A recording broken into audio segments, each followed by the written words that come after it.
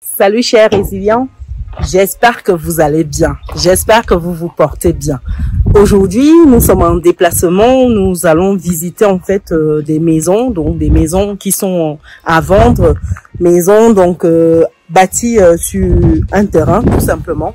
Donc restez avec moi jusqu'à la fin de cette vidéo car vous allez ressortir grandi. Il y a des choses que vous ne devez pas louper. On se dit à tout de suite.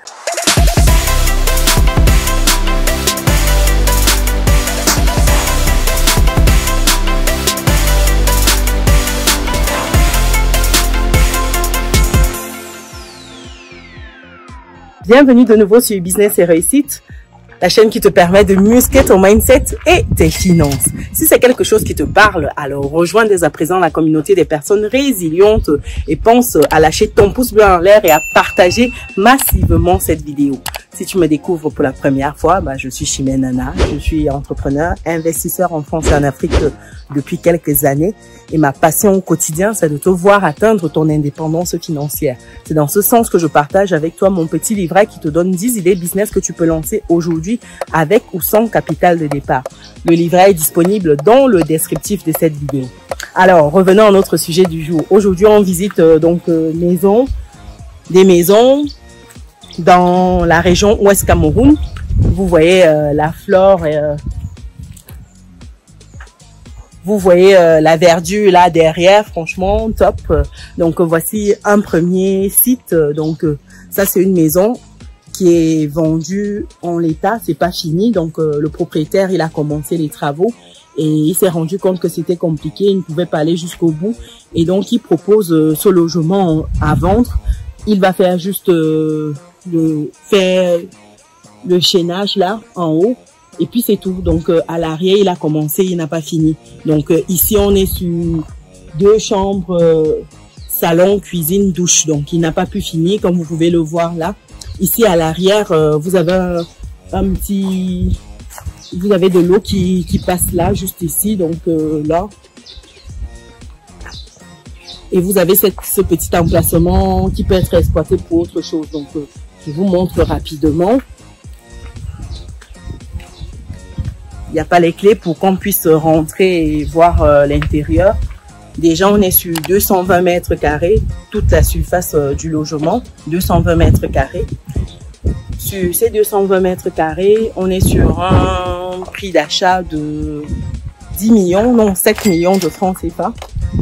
Sachant qu'on est quand même dans le fond du quartier, donc vraiment c'est le fond. Ça c'est la déventure de la maison, comme vous pouvez le constater. Il a fait quand même le gros œuvre, c'est pas encore fini complètement, il y a du boulot, il y a du boulot. Donc voilà, et donc ça donne ça au sol. L'intérieur ressemble à ça, donc il y a un peu de boulot pour finaliser, donc ça c'est pas fini là. C'est un quartier où il y a plein de logements en construction. Là, c'est encore en chantier, très intéressant. Voilà, donc là, vous avez des champs à côté, il faut le dire. Donc voilà un peu pour le logement. Je sais pas ce que vous en pensez. Je vous laisse voir par vous-même. C'est quoi la stratégie ici lorsque vous achetez ce type de bien immobilier? Lorsqu'on se positionne sur ce type de bien immobilier, dites-vous d'entrée de jeu que la stratégie, si on veut une certaine rentabilité, ce n'est pas d'aller sur de la location classique ou même des locations un peu boostées. Parce que ça va demander vraiment beaucoup de temps pour rentrer dans son investissement. Pourquoi? Parce que le logement n'est pas très bien situé. Comme je vous l'ai dit dans la vidéo sur le terrain où je vous présentais le bien, c'est vraiment au fond d'un quartier. Donc, vous rentrez à fond dans le quartier. L'avantage ici, comme je vous dis souvent, lorsque vous achetez, il faut acheter également l'emplacement, c'est que même dans le fond du quartier, c'est un emplacement qui est intéressant. Ça prend de la valeur parce que quand vous voyez les logements qui ont été achetés dans la zone il y a 2 ans, 3 ans, dites-vous que le prix a quasiment doublé. c'est un truc de fou. Le prix a quasiment doublé. Donc, ça veut dire que lorsque vous prenez un tel logement, en termes de stratégie, on n'est pas en train de penser en fait à de la location, non, oubliez tout ça. Lorsque vous prenez un logement comme celui-là ou un terrain dans des zones comme ça, dans des quartiers qui sont dynamiques, ici c'est plus en termes de valorisation en fait du terrain, valorisation du logement. Dites-vous que pour ce logement qui est vendu à 7 millions de francs CFA, 220 mètres carrés, ça veut dire que le mètre carré ici est à 31 800 francs CFA, à peu de choses près. Donc, imaginez-vous, dans 3 ans, ce même logement que vous vendez à 50 000 francs CFA, par exemple, du mètre carré. Ça veut dire que vous aurez fait quasiment 19 000 francs CFA par mètre carré. Si vous faites 19 000 francs CFA fois 220 mètres carrés, vous allez tomber à 4 millions et des en 3 ans. Dites-moi, quel investissement en banque vous ferez vous permettra d'avoir 4 millions de francs CFA en 3 ans avec un investissement de départ de 7 millions. Oui, vous allez me dire qu'ici, il faut s'acquitter de certains frais, des impôts, des taxes. Lorsque vous achetez, par exemple, vous avez les frais de notaire dont il faut s'acquitter, etc. Donc, sur les 7 millions, il faut rajouter encore au bas mot, on va dire 1 million pour tout ce qui est démarches annexes, quoi, tout ce qui est notaire, séparation, etc. Par exemple, aller au niveau, faire descendre le géomètre, avoir le dossier technique. Par exemple, le dossier technique, vous êtes sur 200 000, 250 000 francs CFA, un dossier technique. Le géomètre qui passe, donner peut-être à boire aux gens lorsque, voilà, il y a la découpe qui est faite. Ces petites choses-là, on peut se dire 1 million, même si on dit 1 million, c'est... Vous imaginez la stratégie? Donc, il faut se dire, chers résidents, que c'est pas partout, en fait, que vous devez penser en termes de louer, de finir un logement, de le mettre en location, parce que ce ne sera pas forcément intéressant partout d'aller sur de la location, que ce soit une location classique ou une location courte durée, sachant que la courte durée est encore plus boostée. Mais il faut toujours analyser suivant l'emplacement du logement et suivant la dynamique économique dans la zone où vous voulez vous positionner, parce que si vous ne faites pas ce travail en amont, vous risquez de vous retrouver avec des biens qui ne sont pas intéressants. Donc, comme ce bien-ci, par exemple, soit si vous souhaitez aller, par exemple, sur un logement familial qui n'est pas très coûteux, parce que 7 millions de francs CFA, ça va encore, sachant que vous avez vu, il y a du gros œuvre qui a été fait. Donc, il faudra encore injecter dedans afin de terminer le logement. Mais l'avantage, c'est que vous aurez un toit sur la tête, vous n'aurez plus de loyer. Ça, c'est pour ceux qui veulent absolument être propriétaires et qui sont au pays. Ça, voilà une occasion d'être propriétaire pour pas cher du tout.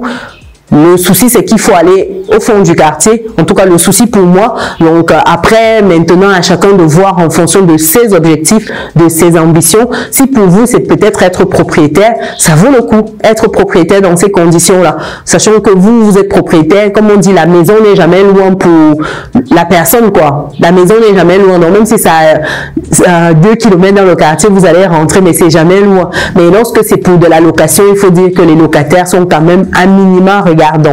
Donc voilà un peu pour cette visite de biens immobiliers sur le terrain. Dites-moi ce que vous pensez. Est-ce que c'est quelque chose qui pourrait vous intéresser aujourd'hui? Si vous êtes au pays, est-ce que vous avez déjà eu à vous positionner sur de telles affaires? Acheter des logements par exemple non finis où on a du gros œuvre et puis vous terminez. Vous pouvez également, comme autre stratégie, c'est d'acheter, finir la construction et puis de faire du clé en main. Pour les personnes, par exemple, qui ne veulent pas s'embêter du tout avec la construction. Il faut savoir que c'est pas tout le monde qui trouve fun d'aller courir à gauche pour acheter tel matériel, aller prendre les artisans, aller chercher un maçon, parce que c'est trop de maux de tête. Sincèrement, si vous n'avez jamais suivi un chantier, gérer tous ces corps de métier là, c'est vraiment des maux de tête. Donc, il y a d'autres personnes qui préfèrent en fait le clé en main. Donc, ça peut être une stratégie. Vous récupérez, vous finissez et puis vous mettez en vente cette fois-ci clé en main. Donc, ça veut dire que les futurs acquéreurs viendront juste déposer les valises. Ça, c'est également une autre manière de procéder. Après, vraiment, il faut encore prendre le temps d'analyser en termes de coûts ce que ça va représenter pour vous et plus autre marge que vous allez rajouter dessus. Est-ce que ce sera réellement intéressant?